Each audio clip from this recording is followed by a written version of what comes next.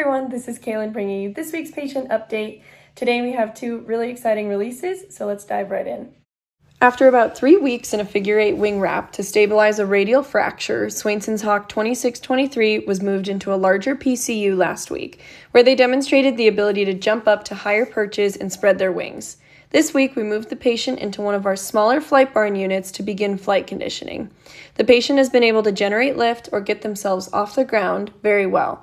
We will slowly build up the bird's flight capabilities again, as the patient was in a wing wrap for an extended amount of time and we want to avoid re-injury of the radius.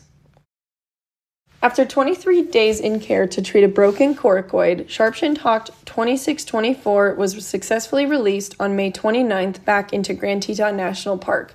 Just like with any bird we release, we took morphometric measurements and banded the bird after assessing that the coracoid fracture had healed fully.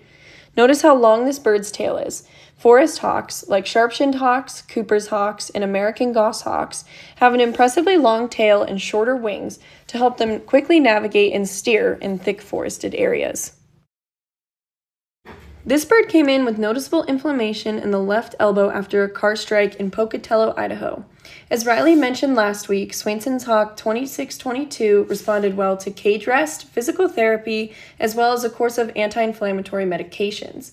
After being moved to a flight barn, the patient then built up their flight conditioning and also passed a live prey test. This Swainson's Hawk was in our care for 31 days before being released this week on June 1st. You can see the morphometrics being taken here, and note the dark primary and secondary flight feathers, as well as the dark colored bib that differentiates Swainson's hawks from red-tailed hawks if you ever see them out in the field.